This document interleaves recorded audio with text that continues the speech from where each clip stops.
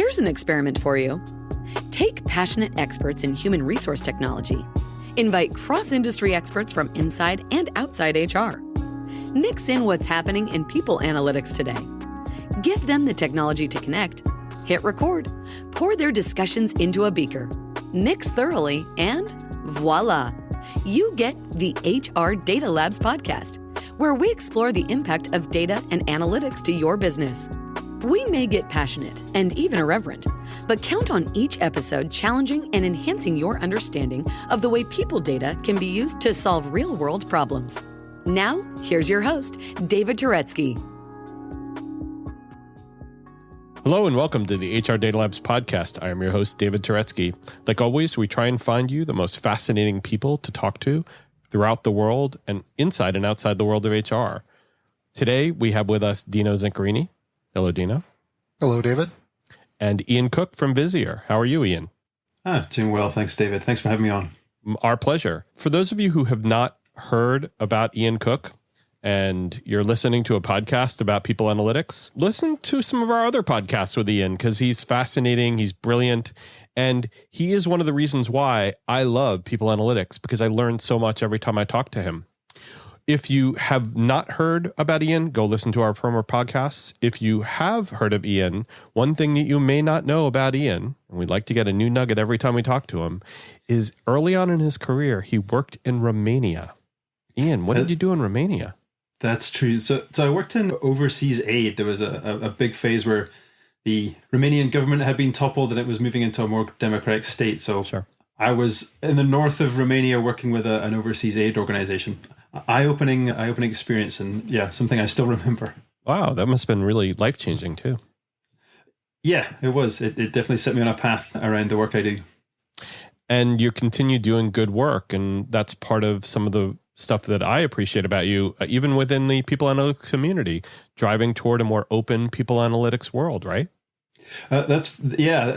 Absolutely. The key for me is people say, we've got to get the best out of people. And I just think that misperception. People only give you their best if they choose to do it. So trying to use data to control people is only ever going to fail. It really has to be about how we help enable people to give of their best. I think data is a key part of that, but that's a big part of what drives me to participate in the field. And again, many others like yourselves who share that same mission. It's the right way to go about doing it. Absolutely. So today, our topic is going to be something that's obviously near and dear to all three of our hearts, which is the evolution of the people analytics practice from what had become a research group to what is now being really kind of migrating towards a strategic function. Yeah, absolutely. It's interesting because there's been waves of this development. A lot of organizations were kind of getting started. Many organizations are still getting started, and yet some of the leaders are really transforming where they connect into the business, who they connect into, what the actual remit of the function is, and then everything else from there. I think there's a lot to unpack in here, David. It's a fascinating topic. Awesome. Let's get started.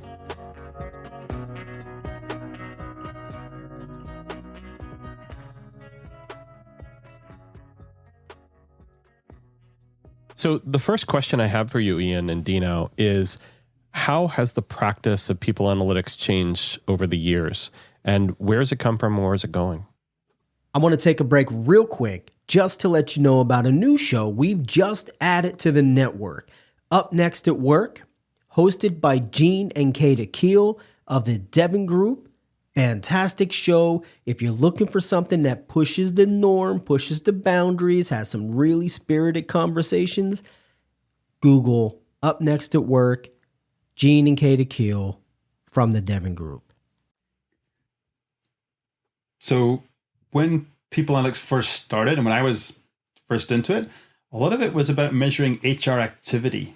And you may remember some of this yourself, David and Dino, is like, how many performance reviews have we done? Yep. How many people did we hire? It was very much a measurement of administrative volume in order to show that we were busy. Like that's kind of where we started. And often it was done as an after the fact. It's like, we've done a bunch of stuff. Let's do some measurement and show the business that we've earned our keep because we were working hard. The next wave, which is probably the last 10 to 12 years, was really what I would call it the project or exploration phase. What we're looking at all this reports of people leaving, like, well, why are they leaving, and what can we do with that? Is there a way we can use it? And so lots and lots of project work to understand that. The wave I think we're in now is more of this, product delivery. How do we use the insight to improve a decision at scale broadly across the business? So we kind of, again, different organizations at different phases, but we're seeing this productization of intelligence from people data deploying out across the business as this, where the leading practitioners are going. What's fascinating is when I started in People Analytics, it really came as a offshoot of my compensation function. And I was asked to do headcount reporting. Yep. And that was critical to the business. We were heavily into mergers and acquisitions at the time at the bank that I was in. And one of the key metrics that the board was looking at was how many people, how many bodies do we have? And the first thing we actually had to do was come up with what the definition, and do some data governance work and say, what is the definition of a person? Because it mattered, because on a global basis, we were a global company. On a global basis, we didn't even have that definition. So we were really starting out at square one of saying, yes, we have different HR systems. Yes, we have different notions about what this stuff is. Let's all get on the same page so we understand what we're actually measuring. I think that's a really good place to start the conversation as well, because if we look at I often draw the parallels to finance. Finance has this governance methodology. This is how we record revenue. This is how we record cost, etc. What HR hasn't had, and what that whole governance phase has done, is give us that standardized approach. It's given us that core platform upon which we can then build and start to use it. So we're sort of following the same path to finance, where it started as a standardized recording project. Now, if you're looking about an FP&A or an analyst function within finance, it really is about driving future business value. So we needed to do all that governance work, but a lot of that's been standardized. It's now, where do we go from there? Dino, you look like you're going to jump in.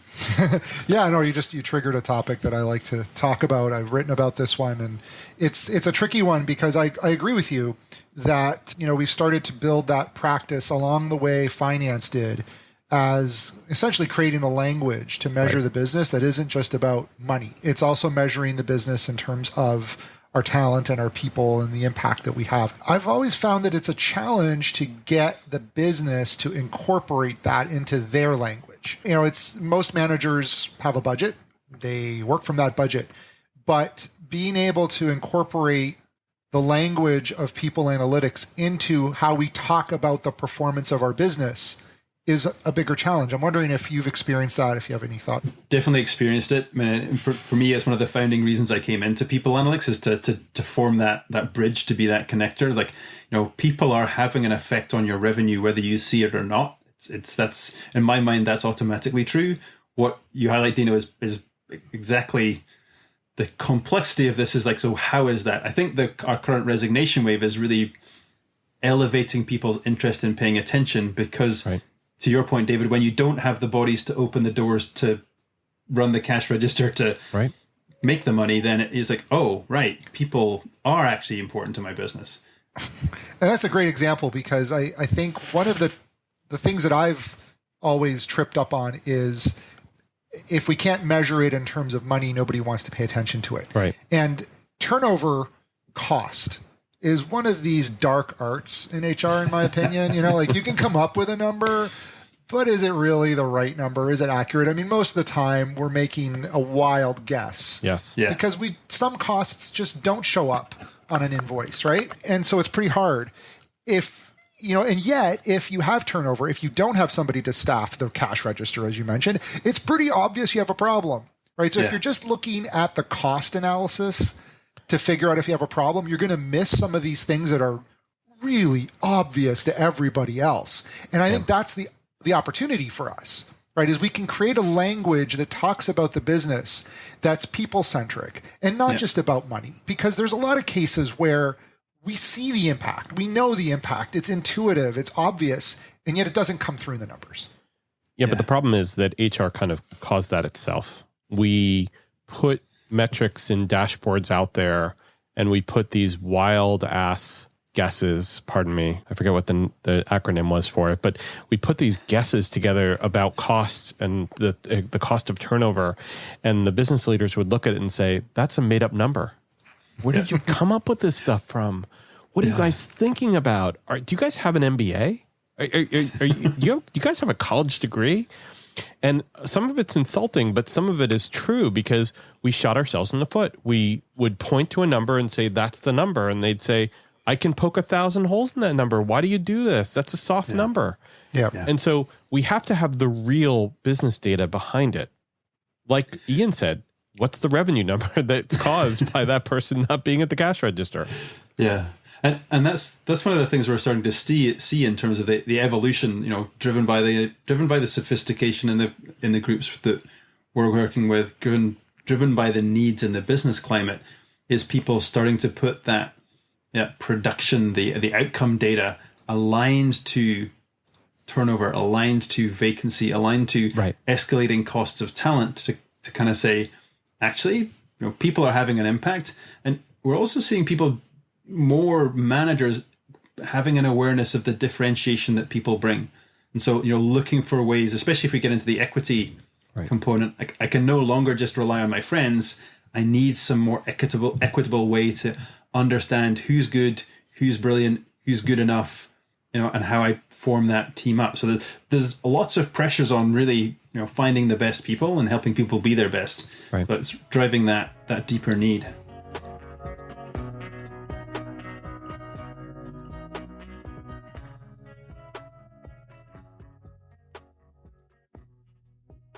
So I think that brings us to the next question, Ian, which is, what is causing the evolution inside of HR? And is it just something that is a fad that will just go away in a couple of years? Or is this a real permanent shift and HR has now grown up to the extent where it can actually be looked to for answers? So I'm firmly of the view it's a permanent shift. I mean, I kind of keep track of the labor market. We're not in Kansas anymore, so the movements in the labor market are somewhat permanent, and that will resettle to some new stable state, but it won't be the way it was. So it's going to be different going forward. Other things that we're seeing is that the SEC, we've talked about this before, but I've had reach out from 3 or 4 CHROs who've been tapped by their CEO because the board is now asking, well, are we on top of our people data? Right. Can we do this disclosure? So, and that's a permanent shift. That is a regulatory framework. It's evolving. So it's that for me is saying this is not a fad. It's actually a necessary part of your structure. Other things we're seeing is groups moving from being the People Analytics team to being the HR strategy group. Right. I was talking with literally 5 senior experienced PA leaders a couple of weeks ago, and all of them are direct reports to the CHRO. They are the strategy brain alongside the CHRO to build out how do we go about winning in the world of work. And the analytics is in that. Is there a use case, Ian, is there a use case to actually not having this in HR at all and having it separate, or maybe as part of the finance organization to do more work across the organization instead of being, no offense, HR, saddled with the word HR? So I think that's I've often pivoted to the position of people as opposed to HR, because I think you're right. There's baggage. Yeah. I rarely introduce myself as an HR person because I fear the baggage that is unfairly often carried with that. At the same time, I'm cautious on just handing it to the finance group, because invariably their view of what the problem is it doesn't reflect the problem. So there's a synthesis happening. And in many ways across many parts of business, where it's the mind frame that says let's go chase dollars, with the social frame of let's understand people. We again, I don't have any evidence for this, but where we see success, it's where those two things live together in the business. Sure. Through the people function. I mean, there are established shared services functions that do. I mean, HR tech sometimes is a shared services function, even outside of HR, outside of payroll, outside of the IT organization, where it sits in its own little bubble, and maybe it reports to the CIO, maybe it even reports to the head of HR, but it's still a separated function. In that same way, I've also seen some DE&I groups that had been separated out of HR in order to be able to remove themselves and not have the reporting structure issue. Like I can do investigations across the organization without worrying about, somebody getting in the way. Interesting.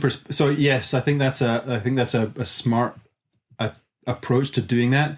The alternative is, hire the CHRO that actually makes all that work. Sure. You wouldn't talk about marketing living outside of the CMO's remit. You wouldn't talk about operations reporting living outside of the COO's remit. So, I think there's that interesting dynamic around, well, what is actually truly needed for a CHRO? And really interesting, Richard Rosnow, somebody I follow a lot of respect for. From Nike. He posted on LinkedIn a job requirement, which had 6 years of people analytics specified for a CHRO role. Wow, that's crazy. First time ever. I'd never seen it before, so it was one of these moments, but it's that is, so it's indicative of the shift that you're talking about, David. Like, how do we move through the knowledge required to really leverage this capacity for the business? One thing that scares me a little bit though, Ian, is setting ourselves up for a little bit of failure there, because the HR organization, as we've been talking about, gets saddled unfairly sometimes with that soft skills kind of view.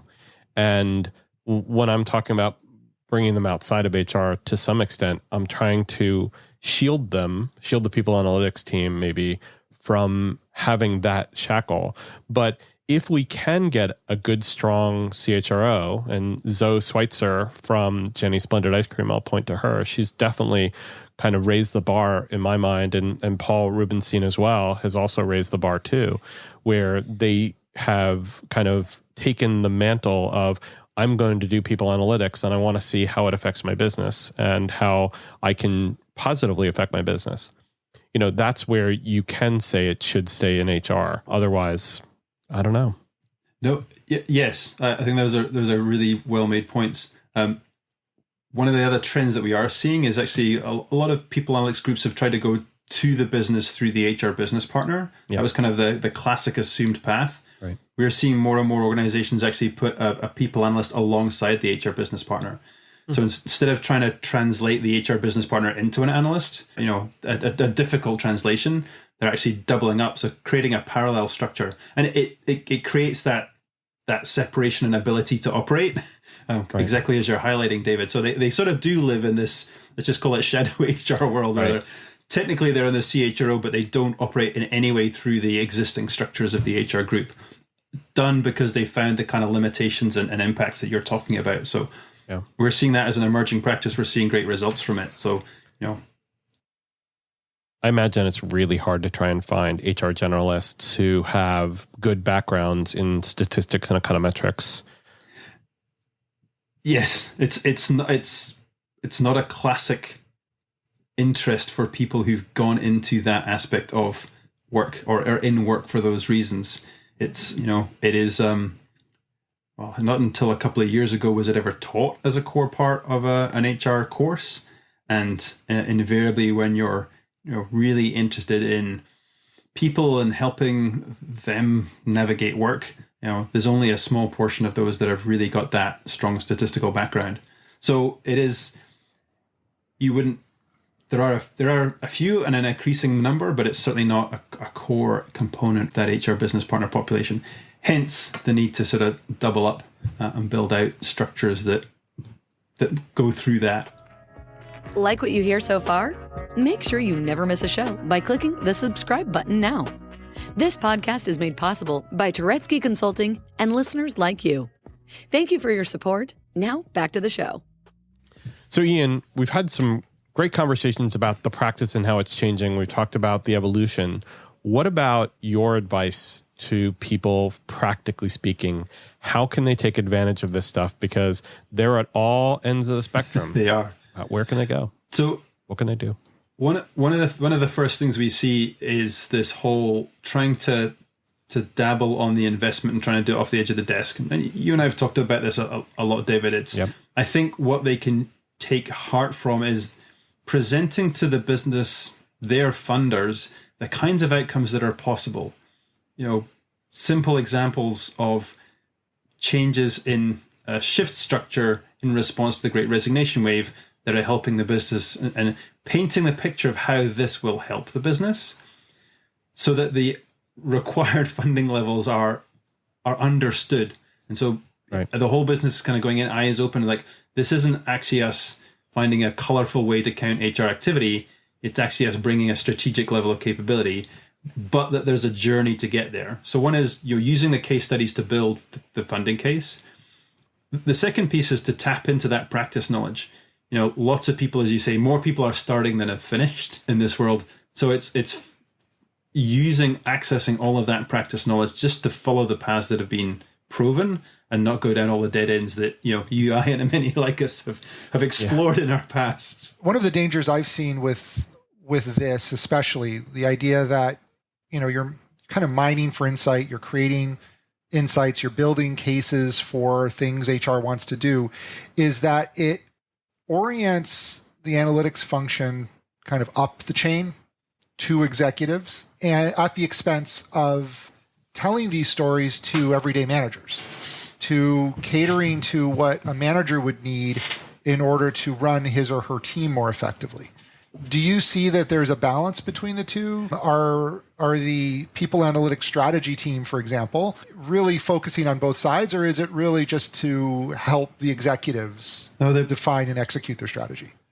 Our groups are focusing on both sides because invariably they're going to the business unit leader, not saying, what do you want, business unit leader, but what do your business leaders need to run their operation effectively? And so this is where it flips from being, here's HR stuff we're curious about to here's business stuff that this drive to productization is, here is a product for the 20 managers who are running this production line.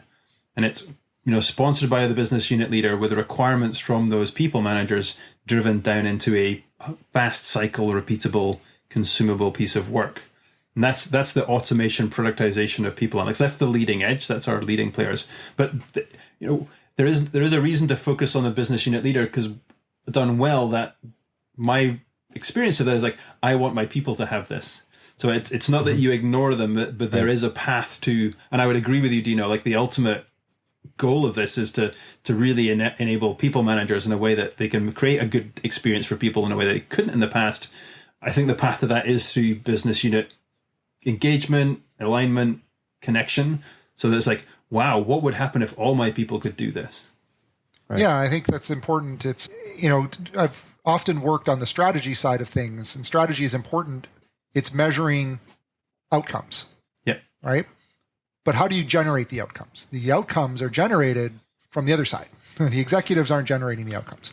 And so if we really want to change the business, if we want to improve the business, it's not just about looking at the executives and giving them charts. It's about engaging the front line and showing them how with new insights they can make better choices. So it's good to hear that it's on both sides. I think that, engaging the organization broadly is a tough one. It's something that, with finance, it's easier. It's like, here's your budget. You have to stick to it, because if you don't, we're not going to hire those people, or we're going to fire you. Yeah. There's a bit of a carrot and a stick here. With people analytics, it's a little bit softer. So it's sometimes harder to get people to adopt something that they don't have to use. No, for sure. And that's probably one of the other pieces of advice, David, that we would say, like, lots of HR folks look at People Analytics as a program, like a performance management program.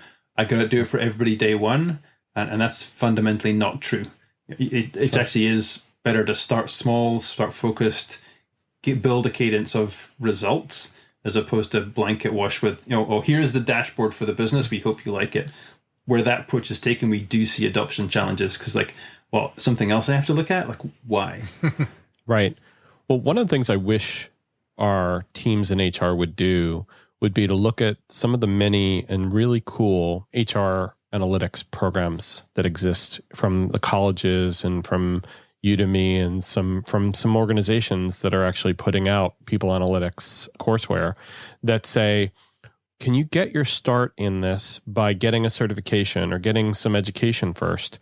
And then once you're mature enough and understand it, and I don't mean mature in a human, in the wrong way, so I apologize if you took it that way, everybody. Yep. But if you have more maturity around people analytics, then when you do try and dip your toe in, you'll realize it's not about your toe.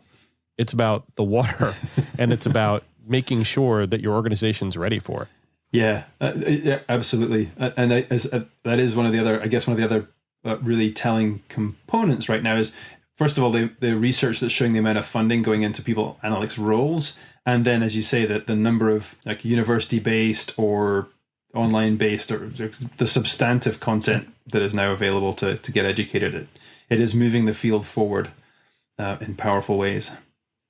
Because I think without that education, the stuff you and Dina were just talking about being able to be different, to enable real business level conversations with your leaders about the numbers. I don't think HR, I mean, unless we're hiring people analytics, people who have 6 years in people analytics, and I don't know that many people that have 6 years yet of people analytics, but until we can get to that stage where you're getting good people who have that background, it's going to be hard. It is going to be hard. I think it is going to be hard. I think there's a number of factors that are increasing the amount of cost for those players. At the same time, I'm seeing a lot of people coming in from outside of HR who've always had an interest in people who already have the business acumen. And so that starts to become an element where speed to success can come from outside of the function. The number of finance people I've actually talked to is like, you know what? I kind of got bored with finance. This people stuff, it's uncharted, it's unsolved. Yeah. Like, it's really interesting. So, yes. And we don't have rules like we had in finance. Not yet. They're coming. Not yet. Right. Exactly. Exactly. Nice.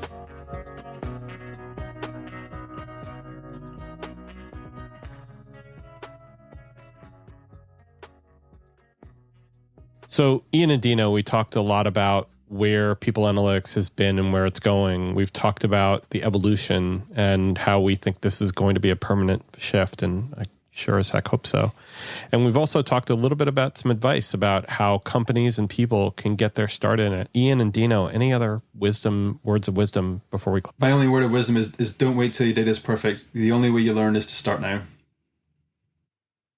And I think you were talking before about starting small, and nothing sells anything you build like success. So having some small group that has adopted it, seen some success, and will talk about that is the best adoption strategy that I've seen work. So start small with an enthusiastic early adopter, show some success, and then talk about that. Have them talk about it. Agreed. Ian, thank you very much again. Welcome. Dino, thank you as always. My pleasure. And thank you for listening. We hope you enjoyed this podcast, and we hope that if you did find value in it, that you could send it to your friends, especially if they love people analytics or are interested in it.